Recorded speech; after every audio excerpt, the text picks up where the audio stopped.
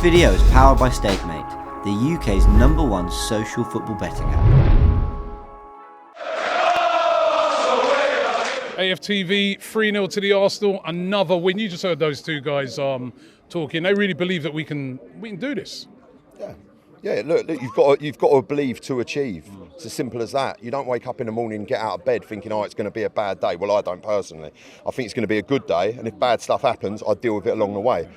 And what I see in this Arsenal side is, the first half, that was a really tight in places, in the way that to be fair to Bournemouth, they came straight out of the blocks and they tried to nick an early goal. And then it was very much a case of, I haven't seen so many blocks and saves in a half of football for a long period of time. The amount of blocks, and fair play to Bournemouth, and their keeper kept him in it with some fantastic saves, two-handed saves, low blocks, and they're hard. They go in early. This could have been a floodgates game.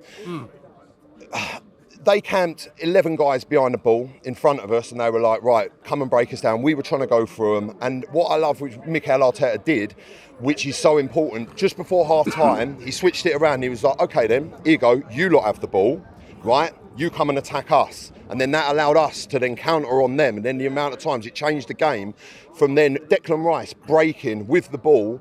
And that's where the Declan Rice Trossard goal came from at 2-0, which changes the game completely. The penalty, look, again, I've said it about Havertz. He's turning into some serious kind of player.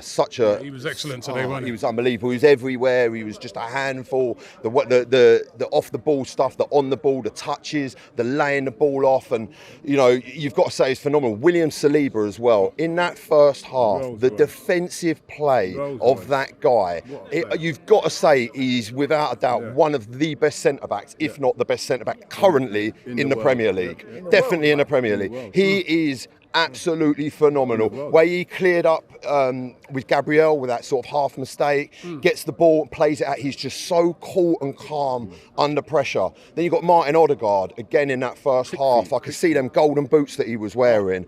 Mate, they did something. His little turning circles, his pirouettes, the way he distributes the ball, and he's just, this back end of the season for me, he's been such a high performer. He's so silky, so smooth. He's just a classy individual.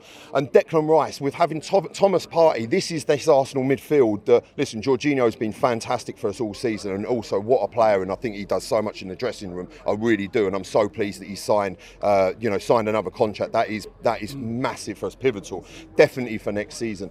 And it's, this Declan Rice situation now, today, how he played out of his skin, and he so deserved that goal at the end.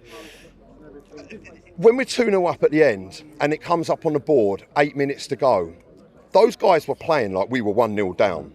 Yeah, they wanted another goal, and that is the difference. They were, it'd be very easy to sit back and be like, do you know what? Let's shut the game out. Let's take the ball to the corner flag. Let's do this. Let's pass it around the back. Let's mess around all this game management, which I love and does win you championships.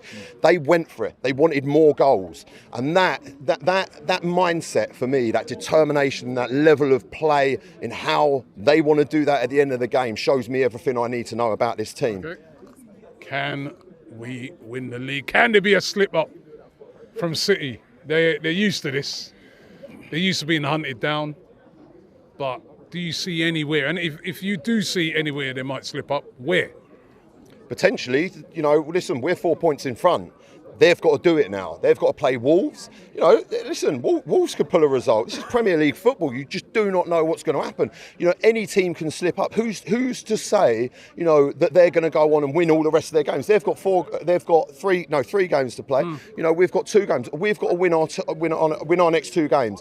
The thing with this team, if we go to United and we win that, and we win against Everton, when I look at this team, I would not be disappointed. Listen, I'm going to be disappointed not winning the league. Of course I want to win the league, but you can't be fairer than that. You're up against an elite Manchester City side, and are we getting better? Whole thing, when this whole project was spoken about, this is a project. Are we getting better every season? Yes, it's progress, and that's the thing, you know, to lose out to this Manchester City team, it would be devastating with the scintillating football that we've been playing, the team that we've got. If we don't win it this year, we are definitely winning it next year.